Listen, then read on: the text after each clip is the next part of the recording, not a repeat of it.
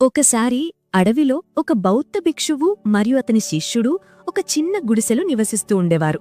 ఆ భిక్షువు చాలా వృద్ధుడు, కాని అతని శిష్యుడు మాత్రం యువకుడు. ఆ వృద్ధ భిక్షువు సాధారణ మనిషి కాదు, ఆయన గొప్ప జ్ఞాని.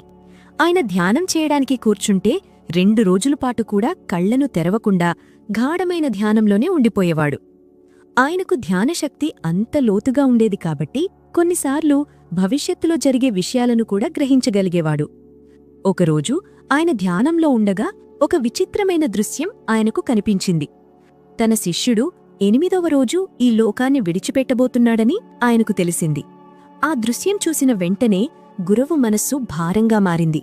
కాని ఆ విషయం నేరుగా చెప్పి శిష్యుడిని భయపెట్టాలని ఆయన అనుకోలేదు. అందుకే శిష్యుడిని దగ్గరకు పిలిచి మృదువుగా ఇలా అన్నాడు: "నువ్వు వచ్చే 7 రోజులు ఇంటికి వెళ్ళి నీ కుటుంబ సభ్యులతో గడిపిరావచ్చు" అని అన్నారు. ఆ మాట విన్న వెంటనే శిష్యుడు ఆశ్చర్యపోయాడు. "నిజమేనా గురువుగారు?" అని ఆనందంగా అడిగాడు. గురువు చిరునవ్వుతో తల ఊపుతూ, "అవును, చాలా రోజుల్నించి నీకు కూడా ఇంటివాళ్లను చూసి రావాలని ఉంటుంది కదా" అని అన్నాడు. శిష్యుడు చాలా సంతోషపడ్డాడు.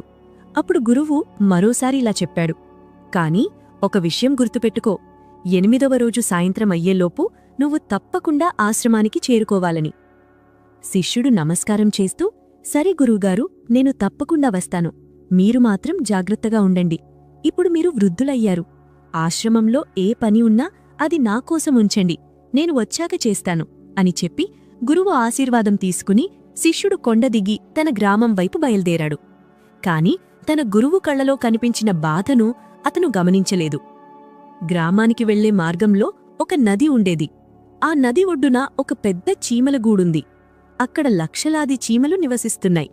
కొన్ని చీమలు ఒక గూడు లోపలికి వెళ్తుంటే మరికొన్ని బయటికి వస్తుండేవి. కొన్ని చీమలు ఒకదానితో ఒకటి ఢీకొని మళ్లీ తమ దారిని మార్చుకుని వెళ్తుండేవి. అది అంతా చూసి శిష్యుడికి ఎంతో ఆనందంగా అనిపించింది.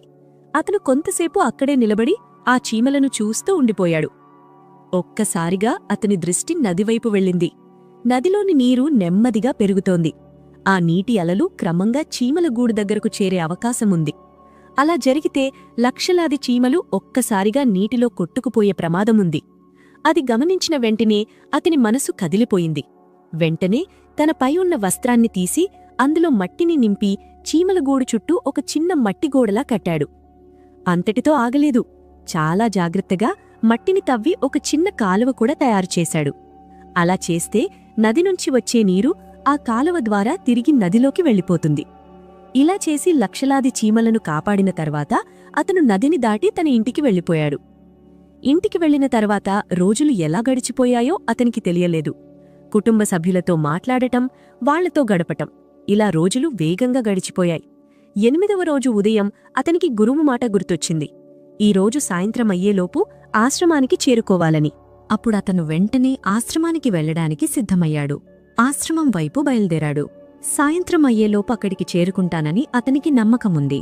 ఇక ఆశ్రమంలో గురువు మాత్రం మౌనంగా కూర్చుని ఆలోచిస్తున్నాడు. ఇప్పటికే 9వ రోజొచ్చేసింది. ఇప్పటికి నా శిష్యుడు ఈ లోకాన్ని విడిచిపోయుండాలి అని ఆయన మనసులో అనుకుంటున్నాడు. తాను మరణించే ముందు చివరిసారిగా తన శిష్యుడిని చూడలేకపోయానని ఆయన చాలా బాధపడ్డాడు.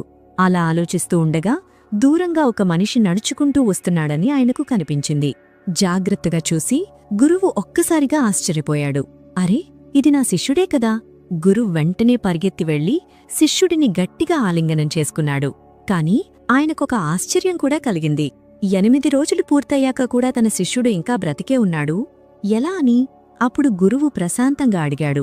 "ఇక్కడి నుంచి వెళ్లిన తర్వాత నువ్వేం చేశావో నాకు చెప్పు." అప్పుడు శిష్యుడు నది దగ్గర జరిగిన చీమల కథ మొత్తం గురువుకి వివరంగా చెప్పాడు. అది విన్న వెంటనే గురువుకి విషయం అర్థమైంది. లక్షలాది చీమల ప్రాణాలను కాపాడిన ఆ ఒక్క మంచి కర్మ అతని విధిని మార్చింది. అందుకే అతనికి మరింత దీర్ఘమైన, సుఖమైన జీవితం లభించింది. అప్పుడు గురువు మెల్లగా ఒక మాటన్నాడు: "కర్మలు తప్పకుండా తిరిగి మన దగ్గరకు వస్తాయని." ఆ మాట శిష్యుడికి పూర్తిగా అర్థం కాలేదు. కాని అతను ఏమీ అడగలేదు. మళ్లీ నిశ్శబ్దంగా ఆశ్రమ పనుల్లో నిమగ్నమయ్యాడు. అలాగే మన జీవితాన్ని కూడా చూస్తే ఒక సులభమైన సత్యం తెలుస్తుంది. మనం ఆనందంగా జీవించడానికి చాలా సులభమైన మార్గం మంచి పనులు చేయడం. మంచి పనులు తప్పకుండా మన జీవితంలో మంచి ఫలితాలను తీసుకొస్తాయి. అది తప్పనిసరిగా మన ఆయుష్షును పెంచుతాయనే అవసరం లేదు, కానీ మన జీవితంలో వచ్చే కష్టాలు మరియు బాధలను మాత్రం ఖచ్చితంగా తగ్గిస్తాయి. ఎందుకంటే కర్మ యొక్క సూత్రం చాలా సులభం. మనము చేసే ప్రతి పని అనేక రెట్లు తిరిగి మన దగ్గరకు వస్తుంది.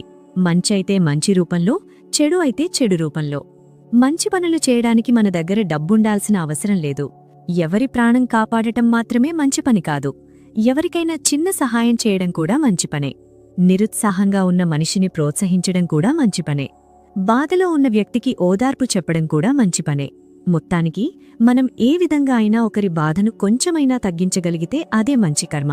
అలాగే చెడు పనులు మనసుకు బాధ కలిగిస్తాయి, మంచి పనులు మనసుకు శాంతి మరియు ఆనందాన్నిస్తాయి. కాబట్టి జీవితంలో నిజమైన ఆనందం కావాలంటే ఇప్పటినుంచే ఒక నిర్ణయం తీసుకోవాలి. మన వల్ల అయినంతవరకు ఇతరుల బాధను తగ్గించే ప్రయత్నం చెయ్యాలి. అది సాధ్యం కాకపోయినా కనీసం మన వల్ల ఎవరికీ ఇబ్బందిగాని బాధగాని కలగకుండా జీవించాలని. అప్పుడు మన జీవితం నెమ్మదిగా ఆనందంతో నిండిపోతుంది.